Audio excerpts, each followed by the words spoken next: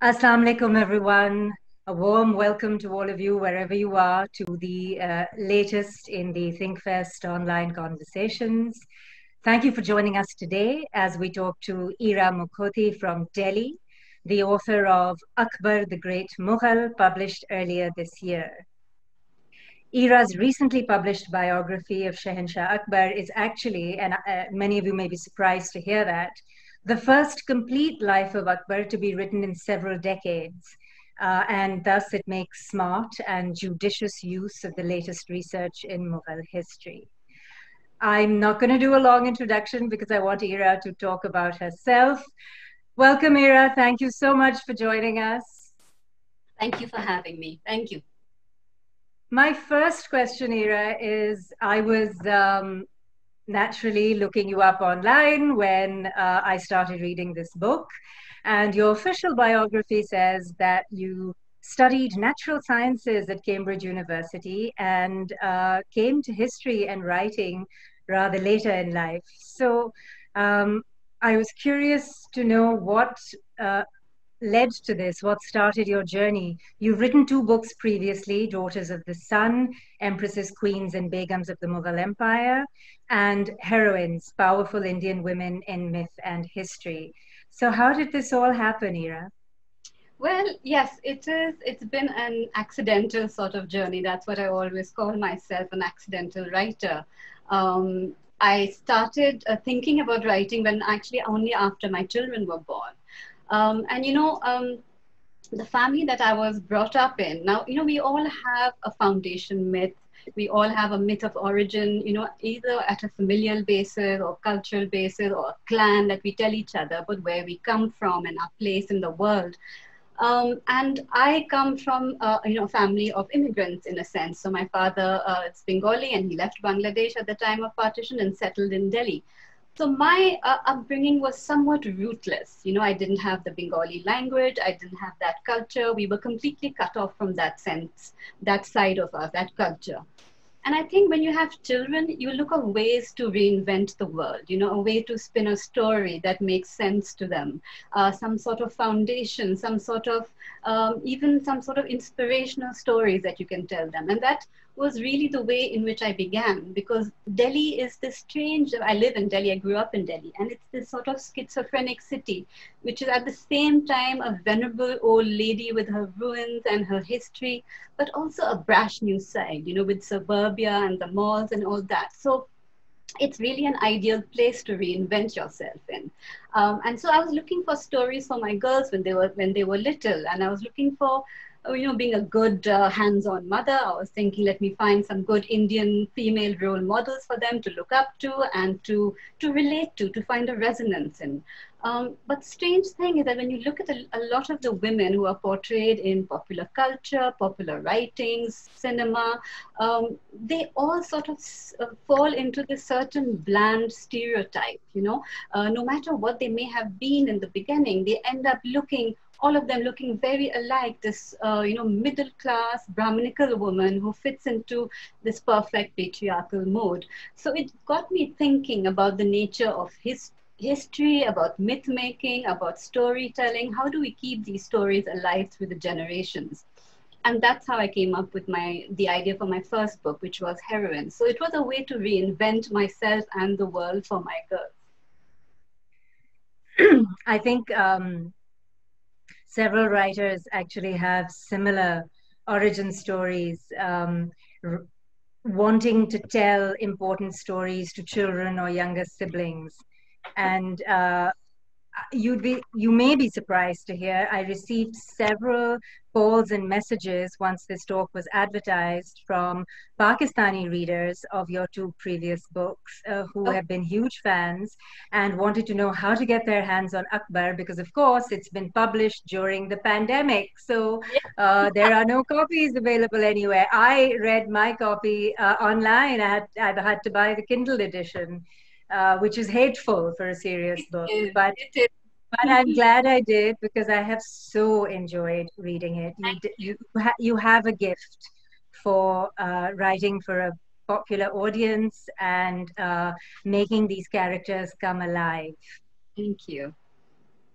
The next question I wanted to ask is, I mean, I already said, of course, that actually it's much needed. No one has written an up-to-date biography of Akbar. But still, why did you choose this subject for your third book? Why Akbar and why now? And I'm going to tag on a question to that. Why Yeah. choose the title Akbar the Great? Okay, so from the time of my first book, I was skirting around the issue of the Mughals. I did talk about Jahanara Begum, who was this astounding character. And because she had built so much of Shah Jahanabad, old Delhi today, it was almost like a personal affront being a Delhi raised person that I didn't know anything about her life story. So, I started to realize, and then I wrote Daughters of the Sun, and I realized that there was so much about the Mughals that we presume to know. There's a lot of myths, a lot of folk stories, popular stories. So we think we know them well. We own them. They're part of our culture. We take them for granted, but actually the granular details escape us. We don't really see how the layering comes in.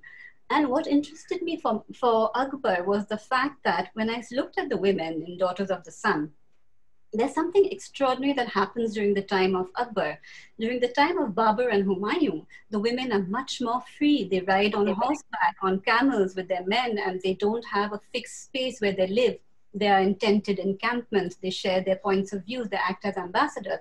And yet, during Akbar's time, there's a slow coalescing of this harem, which becomes a concrete space. At the same time, Akbar is this astounding person who has very progressive views about women. He fights against sati, against child marriage. He wants women to be allowed to remarry, widows to remarry. So there was this dichotomy that I was interested in, the personal man and his vision for himself and the women in his world. And so I wanted to understand a little bit more about him. The second, let us say, an additional reason is that, when I grew up, it was very normal for us. Like my father used to start his morning every day by reading a little bit of the Quran, a little bit of the Bible, a little bit of the Gita. It was just how he started his day. And this was not at all exceptional. The post-Nehruvian Delhi that we grew up in. A lot of my friends share similar stories. It was absolutely normal for us. And yet now there is this very strident sort of narrative about what it means to be Indian. And the definition seems to be getting narrower and narrower, and there seems to be a certain parameter within which you must fall if you are to be called an Indian. Many people are slowly being excluded from that definition. So I thought this may be an interesting time to look at, one of the great figures of our history, our shared history, and what made him great. So to come to the second part of your question, we thought a lot about the title, because Akbar means great himself, so we didn't want to repeat ourselves. But the Great Mughal in itself, the phrase the Great Mughal, was the way in which the Europeans referred to Akbar. So in their minds, he was the one and only the Great Mughal, this man who epitomized splendor and this wonderful kingdom. And I think somewhere along the line, we've lost track of this reality about how great an empire it was at that time, how very rich and wealthy, and how people were thronging to come here. So for these reasons, I thought, well, why not? There's been so much wonderful research being done recently. Why not take a fresh look at Akbar? And you really have. You have made an impressive and magisterial use of all the many sources available. Akbar, of course, is very known, as you said. We think that the Mughals are familiar, and Akbar in particular. And what tends to happen when a historical figure is so known is that we become attached to our particular myths and stories about that historical figure. Exactly. Yes, and Akbar in particular has been subject to this. It's interesting to have this conversation across the Indo-Pak border because Mughal history has been a fraught subject in Pakistan. At the time of partition and the immediate aftermath, when your father was running his own ibadat khana at home um, in Nehruvian India, Pakistan was trying to forge a Muslim identity and trace its Muslim roots through its history, the history of the Muslim community in South Asia. And the Mughals just didn't quite fit into that narrative at the time and were jettisoned from the narrative. Akbar in particular, they didn't quite know what to do with, partly taking a cue, I believe, from Nehru himself and from the championing of Akbar as a great secular figure by Nehru in the history of India. So this conversation is still very current. It still matters a lot to us, and I'm going to pick your brains a little more about it later on in the conversation. But what I wanted to ask you now was about how did you manage to use the great variety of sources that you have pulled into this book? You've also done something that is rather new and innovative in historical research, where you have used sources other than the textual and the chronicle. So please tell us more about that. I know you have some slides, and I'm sure our viewers would love to see them. Yes, I think I'll show a few slides because, as you say, to get into the granular detail, the minutiae of this sort of life, miniatures have proved to be really, really important to my work. And there's been so much work done by art historians that I've been able to use. So rather than talk around the subject, I thought I'd talk alongside a few slides. So I'm going to try and show them from my computer. There we go. We can see. Yes. Okay. Yes, perfect. So this is the cover of my book, of course. Sorry. So we did think a lot even about the cover. We had a lot of back and forth and almost borderline fights about which image we would use, because I really wanted it to exemplify the man that I would be writing about in the book. And of course, here we have one of Akbar on an elephant. And these elephants were to be so important in Akbar's life throughout his very long career. So I thought this sort of image was a splendid one to begin people's introduction with the book. And as you said, the amount of writing and sources that there are for Akbar were almost overwhelming. When I compare to the work I did for the women in Daughters of the Sun, I had to scrape for information with the women. But for Akbar, it was there was a tsunami of writing. And many people will be familiar with the first three sort of writings. So you have the Persian writings from the court themselves, the Abu al-Fazl, Badauni, and all the rest. There are many, many writers. Then interestingly, we have the Jesuit writings, because the Jesuits were arriving in India at this time, and particularly they were invited to Akbar's court.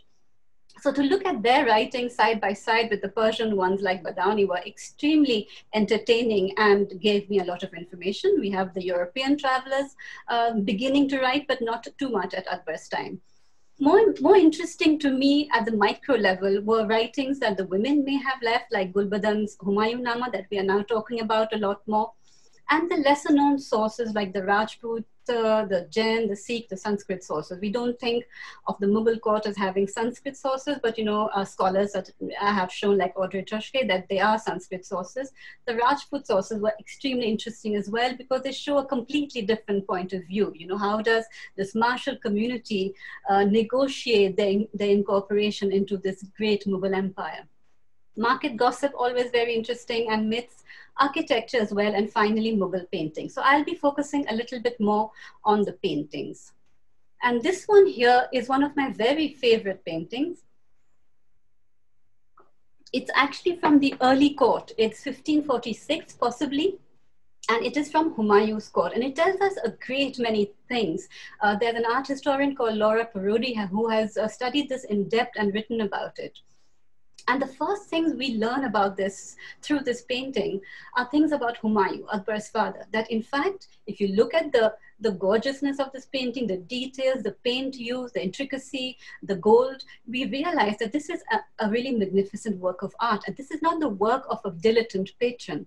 So we learn that Humayun was actually the founder of Mughal miniatures and not, as it is believed, Akbar.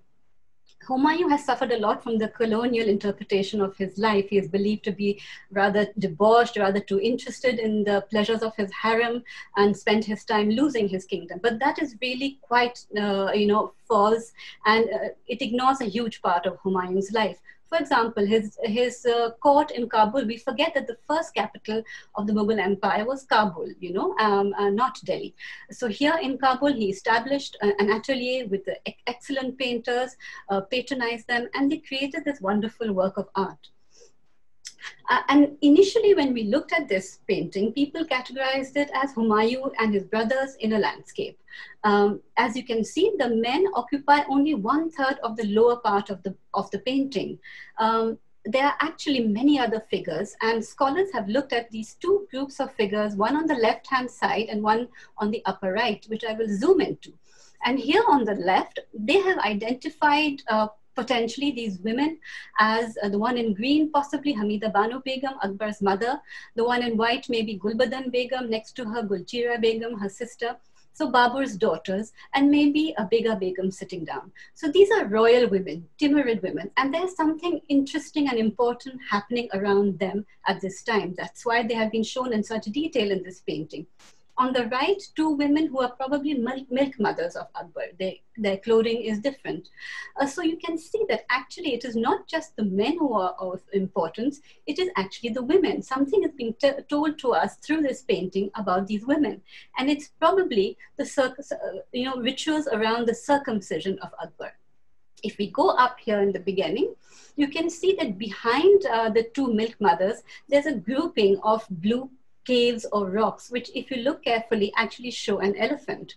And initially it was thought to represent the elephant of Akbar, the symbol of his life, but actually it is probably relating to Ahmed of Jan, the 12th century Sufi saint, who was also called the colossal elephant, because Hamida Banu is believed to be a direct descendant of this great saint. So actually this painting commemorates the women. It is probably a fertility ceremony, which is celebrating the importance of women in Akbar's life, in Humayun's life. So I use this painting a lot, to talk about. Absolutely fascinating. I saw the elephant only when you pointed it out.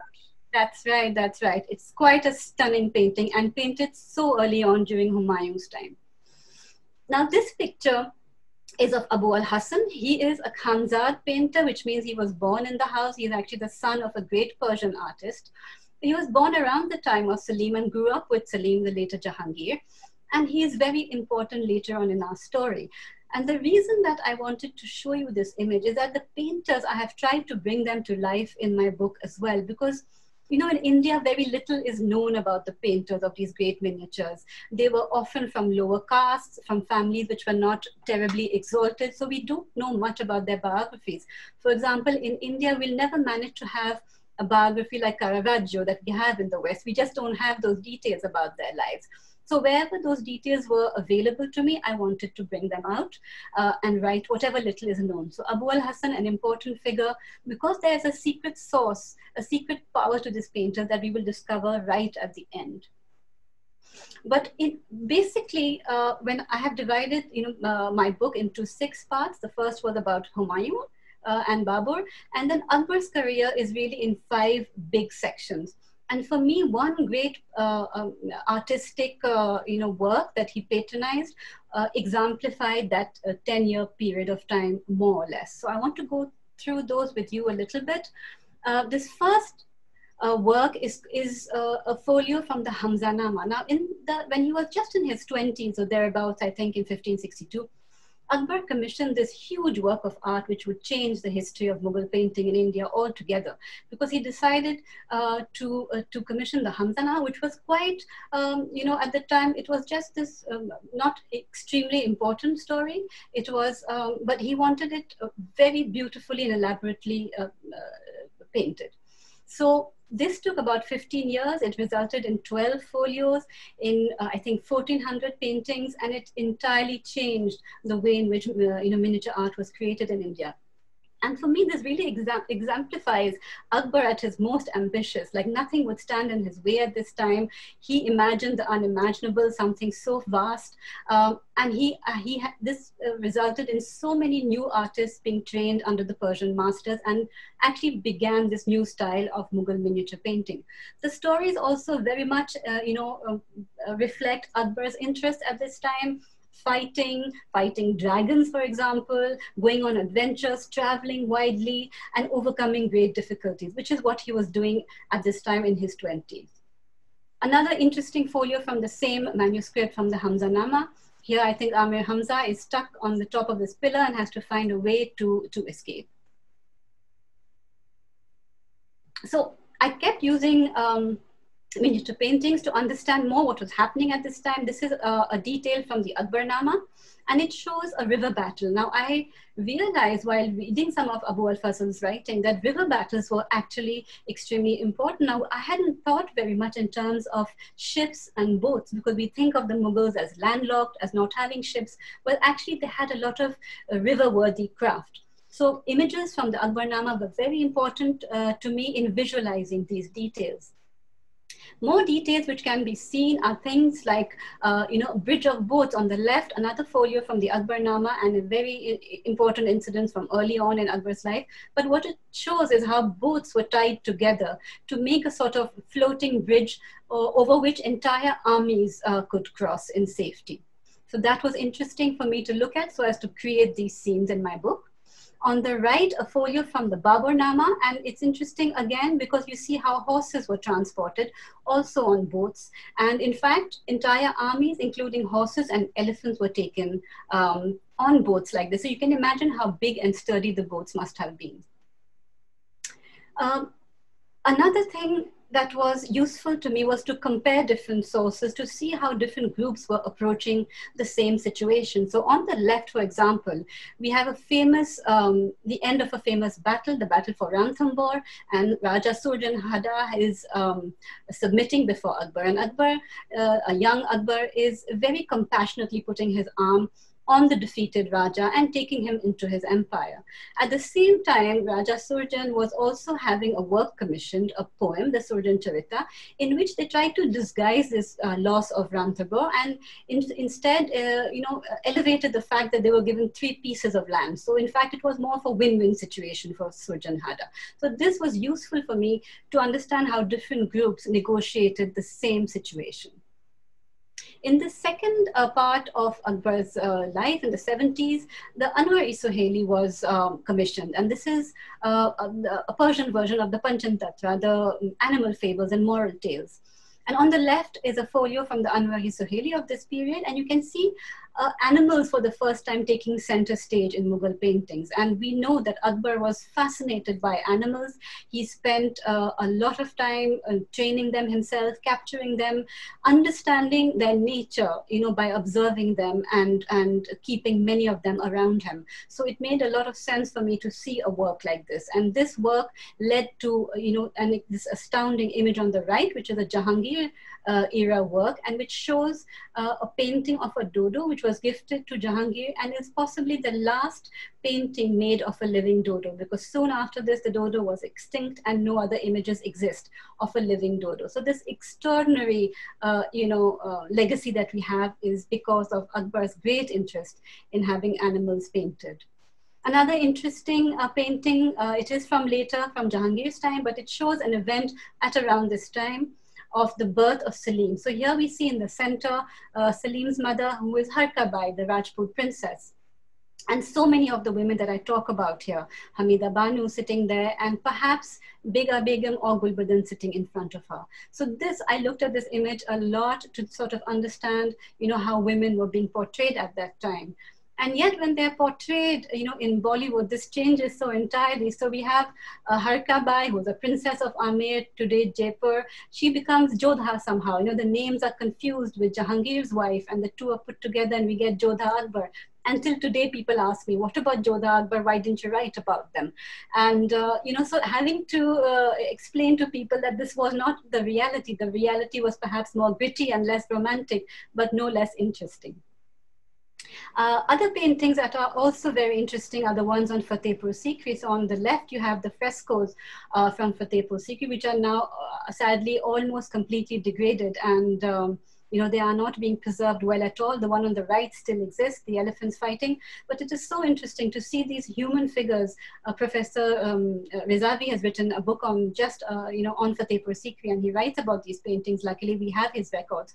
And so we see that within the intimate spaces, the spaces of the wives, the spaces of Akbar, there are images of humans, of angels, of animals. Whereas as we go further away into the public spaces, then it's only flowers and geometric shapes. So that tells us also a lot about how Akbar was planning this great city of his.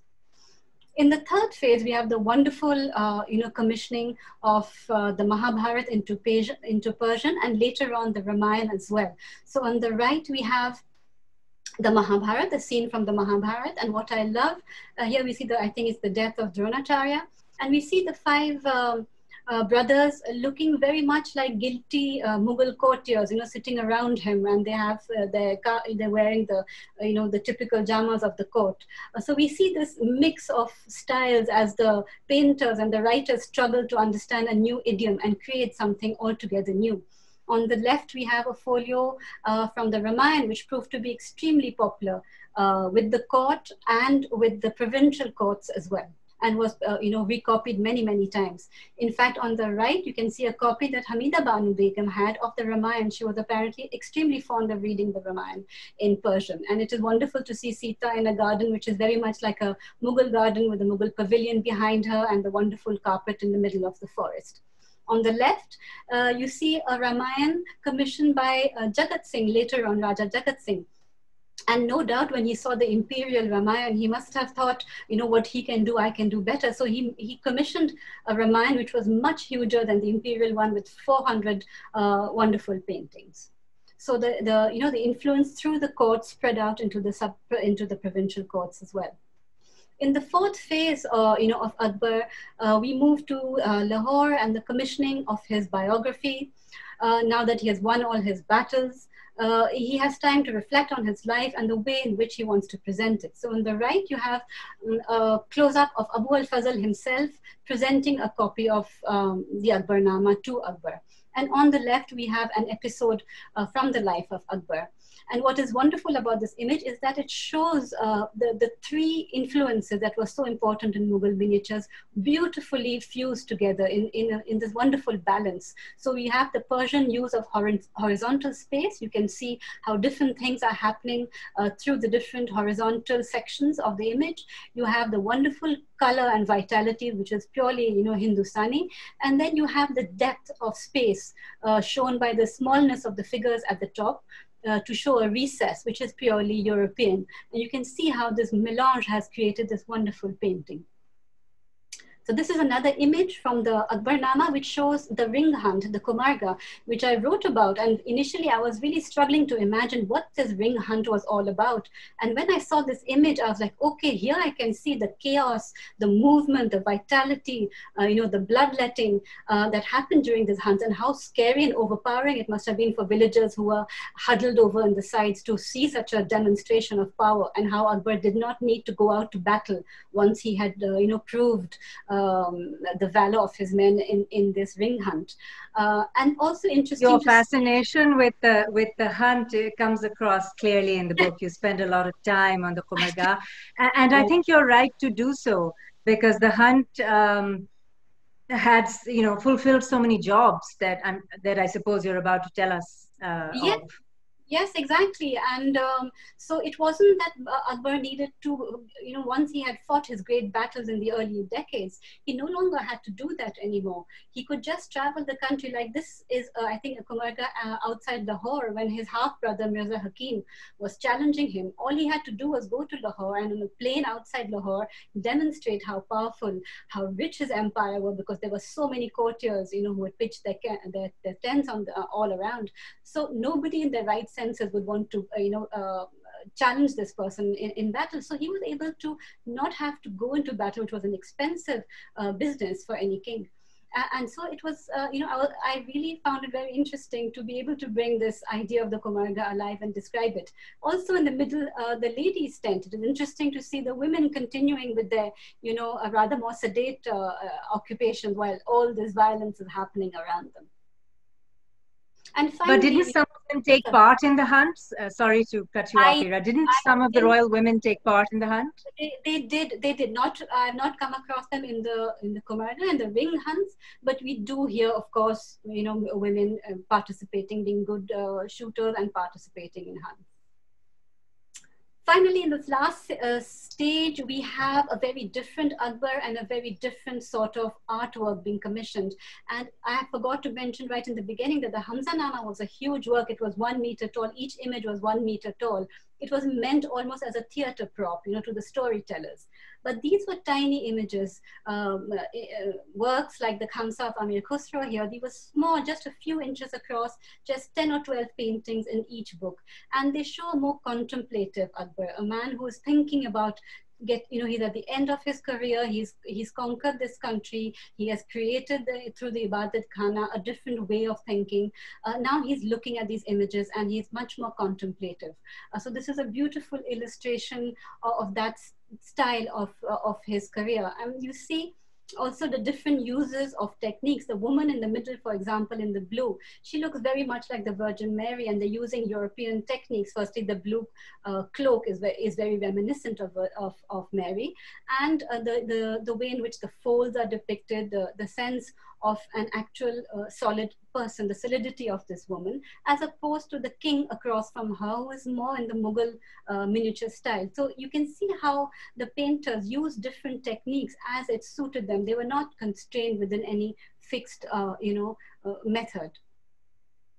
Here again, an interesting example of the European influence, where you have a visibly Europeanized lady in her clothes, in again the volume of the folds of her clothes, but she's praying to the sun, which is a very Indian thing, something that Akbar started his morning every day. He started by the sun salutation and reciting many Sanskrit names for the sun. So this is a nice juxtaposition of two techniques. And finally, we come to these interesting works, which are no longer Akbar's, but this is a Murka, which Saleem was putting together, the prince. And this was at the time of his rebellion against his father. He was beginning to be very unhappy about his role, about his children being, favored by Akbar.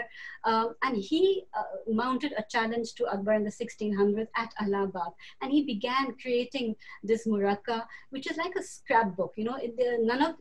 A lot of these paintings were not painted at the court. They were put together, older pieces were put together from the Timurid past, from the Persian past. And in fact, what Saleem was doing was he was creating an alternative image for himself as a challenge to his father, and saying, okay, if my father is this great Hindustani emperor, then I'm the Timurid prince par excellence. So, I'm the person that you should ally yourself to. So it was very, it was a sort of subtle way of him wordlessly almost to challenge his father. And indeed, he lured many of the painters away from Akbar's court to the court at Allahabad, finally to create this image of him as Shah Saleen enthroned. Even at the time when his father was still alive, he's here in this rather massive, oversized throne, but it has all the elements of grandeur. It has images which reflect, the greatness of this man who is actually calling himself a Padshah, even though his father still lives. So it is an open challenge through painting of Saleem's to his father. So this was why right in the beginning I said that these painters had a certain power, because miniature painting was a symbol for the Pacha, like all the other symbols, like his throne, like so many other things that he used. The symbolism of the painter and paintings was very much part of a Mughal Pacha's charisma. And this was something that Saleem was trying to adopt for himself. I'll just shut this now. Yeah. Thank you, Ira. That was gorgeous and fascinating. Thank you. We're running short on time, although that was absolutely worth it. I want to pose one more, it's not even a question, it's more of a, discussion starter. So, as you must know, there are roughly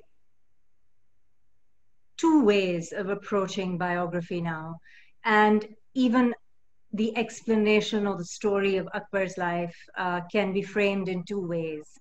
There is the older way, which the colonial writers used, and they took their cue from Abul Fazl, actually, where, as you mentioned, when you started showing us the paintings, where Akbar is portrayed as a kind of maverick genius, right? Where everything is attributed to his unique individual force of personality. And that was very much part of the sovereignty that Abul Fazl was trying to create for the figure of the Mughal emperor. But there have recently been several books and papers published that try to place Akbar more in a wider historical, cultural, and intellectual context. They try to look at him as a product of an age where what he created, which no one can deny, he created something magnificent in the 50 years of his reign over North India and then eventually pushing south. But it wasn't entirely based on the resources only of his individual personality. There was a lot that he had inherited from his Timurid past that was brought to play in the things that we particularly associate with him, such as Sulh-e-Kul, or the policy of peace with all. The ability to recognize talent and bring in men of talent regardless of their background or birth and elevate them to positions of responsibility. Certainly this was one of Akbar's great strengths. But where do you stand on this question? You know, how much do you feel Akbar's golden age is a product of his heritage and his wider age, and how much is it attributable to his individual personality traits?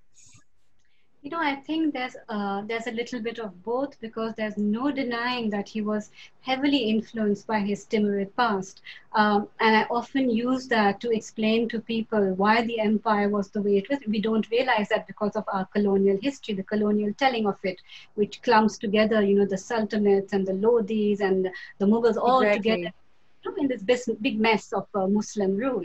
But the Mughals all down the line were proud Timurids, and they claimed it again and again. And so if you look at Timur's rule and look at what he stood for, the pragmatism, the not being terribly tightly wedded to Islam, that Islam is just one of his many symbols. We were talking about symbols. So Islam was just this new, vibrant religion that he decided to add, if you like, to his armory. But he wasn't terribly wedded to it. He had to rule over a vibrant and diverse, land. So he was used to being pragmatic about these decisions. The women traveled with him. They were semi-nomadic. So this traveling that women did, the fact that they were so free, we are astounded by it today. But that's because we've forgotten about that Timurid aspect to them. So that is very important. Akbar had it. He constantly wondered why women couldn't get married again once they were widowed, for example. And that's exactly a Timurid thing. Hamzada Begum, she was twice widowed.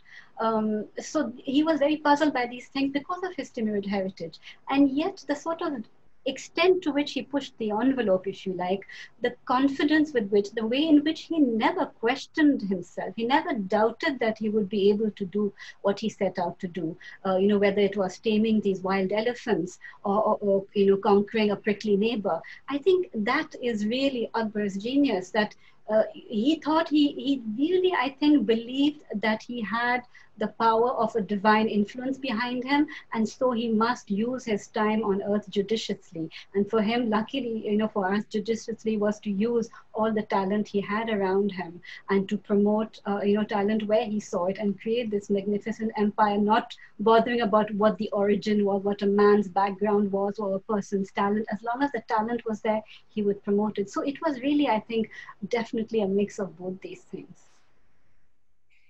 So we have a few audience questions. I don't know how many we can entertain, but one I was expecting, and I always get it as well.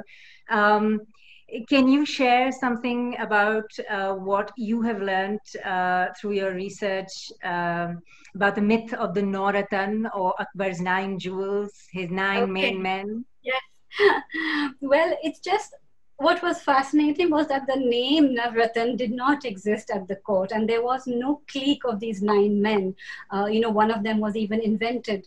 The fact is that there were very talented men around Akbar.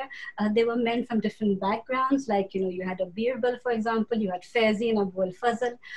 So you had a wide variety of talented men around him, definitely. But it's just the fact that there was no clique or cult called the Navratan. Maybe it got confused with the idea of a Deen Ilahi, and the idea, of the Navratan came up. Let me see if we have a few more questions. Oh, I see. Somebody wants to know more about the ring hunt.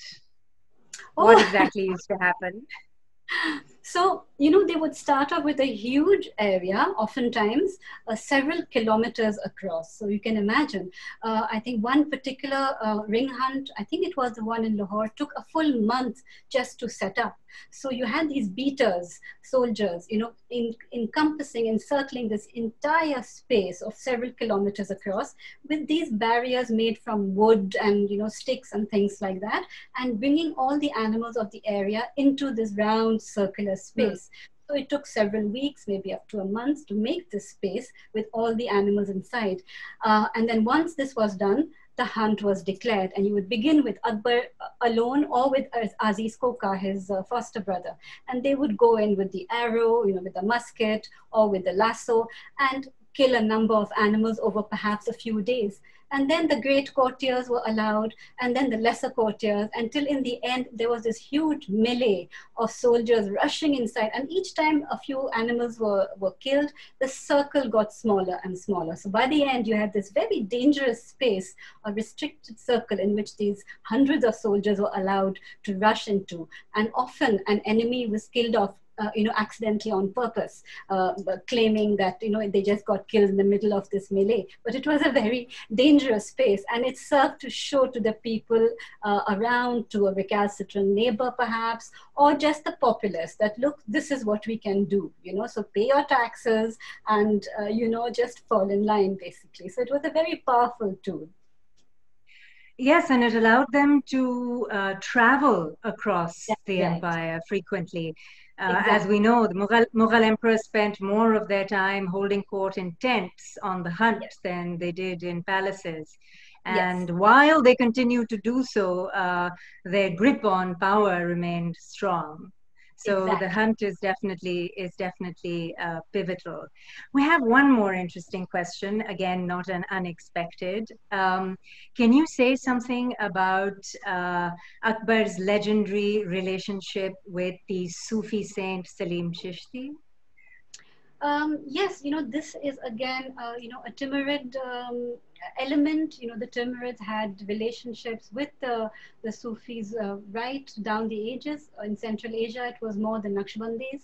But when they came to India, the Chishtis served their purpose better because they had a sort of more accepting idea of kingship, and they did not expect the kings to unnecessarily tax the non-Muslims. So the Chishtis were a good order for the Hindustani Mughals to adopt. And at the time that we are talking about, Akbar did not have a living heir. He was approaching 30. He had daughters but no sons. All the sons had died. His twins had died. Many children had died. And he was desperate for an heir. He was beginning to conquer this huge empire. He needed to leave it to an heir. And so he heard of the renown of Saleem Chishti in a village called Sikri. And this saint predicted the birth of 3 sons. And soon after that, his wife Harkabai was expecting a baby. So he shifted her to his quarters, Saleem Chishti's quarters. And really, after that, Fatehpur Sikri slowly got built. And Saleem Chishti died eventually. But this family was very important because the women of this family became milk mothers to the children. The sons became mansabdars, and so he incorporated the aura, the charisma of Saleem Chishti's family into the Mughal empire and made it part of his great charisma. So it was a very important time in Akbar's life, his encounter with Saleem Chishti. So we have, of course, another expected related follow-up question, which is, uh, about the much misunderstood Deen-e-Ilahi. As you and I know, we probably owe it to the colonial historian Vincent Smith, who first writes about the Deen-e-Ilahi as Akbar inventing a religion that put the elements of Hinduism and Islam together, and it was a failure. Of course, it was not that at all. So, what was it, Ira? So I think it was more of a Sufi peer, like a peer murid relationship where Akbar, was the peer, and he was this figure who knew a lot about religion, was willing to share it with certain few members. So it was more like an elite cult, if you like, of like-minded men who were completely willing to follow Akbar in all his thinking. And as you will know, there was nothing greatly different in the regulations of the Deen-e-Ilahi. It was just to live a sober and balanced life and to follow certain regulations. But but this became as this idea of a religion. But the more interesting thing is the Sulekul that he came up with, which was not Yes. at all blending of religion. It is the ability to practice your religion safely and freely, if because all religions, as he said, are either equally untrue or equally true. So there was no blending that he was attempting. It was rather an equal possibility for all religions to prosper. We have a few more. I think one that could follow from that is about can we compare Akbar with Ashoka?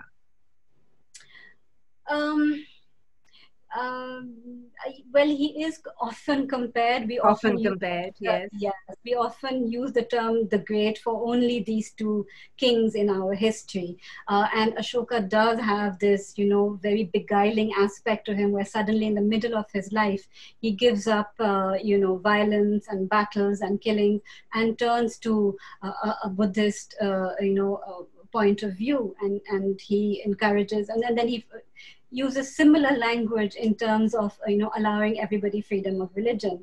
And he had a great empire. He conquered so much land and territory as Akbar did.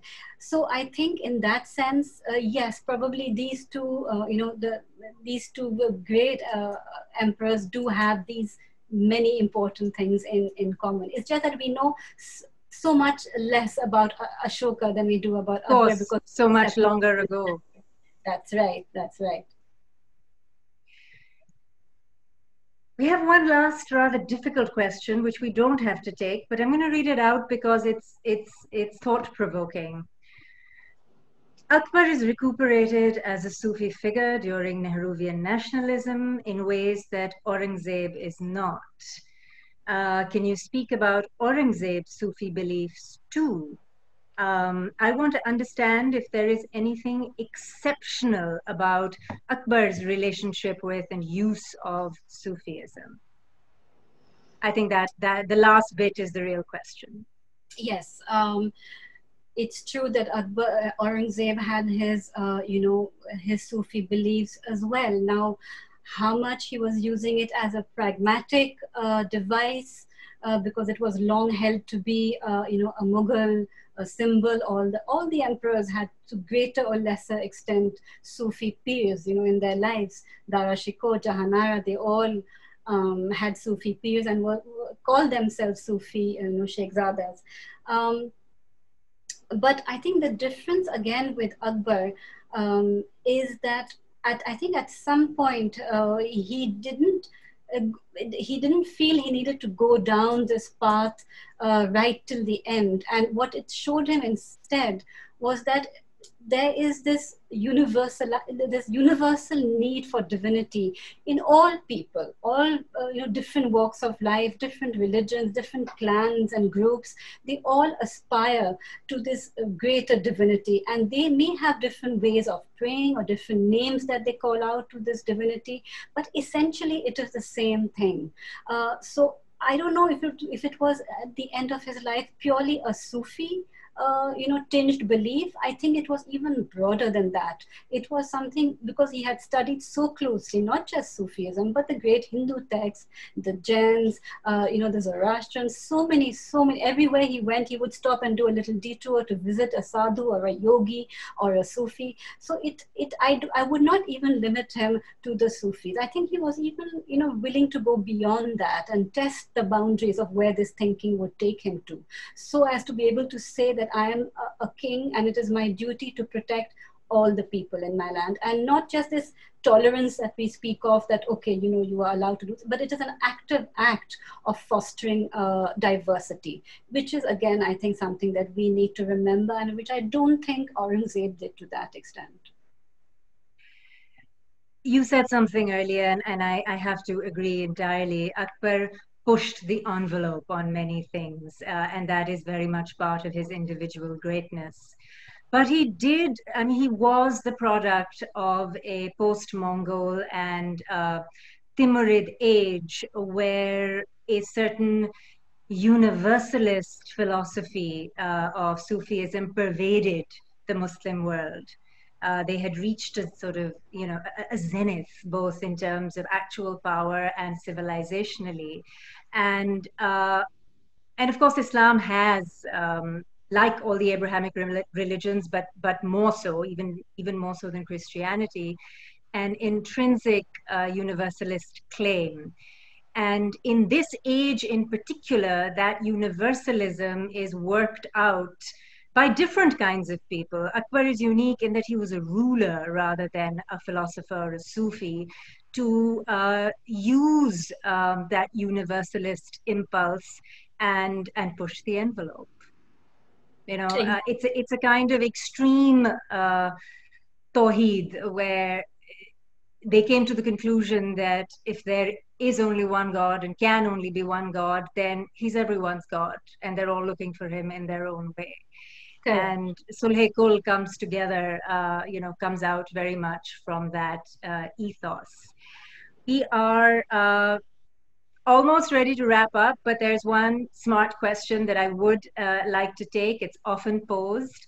How much did Akbar owe or learn from Sher Shah Suri? Well, Sher Shah Suri, we know that his reign was short, but he left a lot that the Mughals learned from. I don't know how much exactly, if we can quantify that, but a lot of the things like the naming of the Jagir system in the beginning were taken straight from Sher Shah Suri's system. Some of the roadways, the physical legacy that he had left behind was very much the infrastructure, the infrastructure that they just sort of stepped into, that Akbar stepped into. So I actually think that he's a very interesting figure and understudied, and potentially somebody that someone should look at more closely, because I think his legacy is greater than we sometimes give him credit for. Oh, you're absolutely right. Maybe that can be your next book. we definitely need new work on Sher Shah Suri. So with that, Ira, thank you so much for coming on ThinkFest Conversations. For everybody out there, especially those of you watching in Pakistan, we are looking forward to having a locally published edition of Ira's book very soon. So you'll be able to read it in Pakistan. And her other books have been available. They may be out of stock, but they have been around. And perhaps we'll get the rights to those as well, so we can have all your books around and easily available. Again, thank you so much to everybody who tuned in. And Ira, lovely, lovely conversation. Please keep writing. Your book is a jewel. Thank you so much. Thank you. Khuda Hafiz.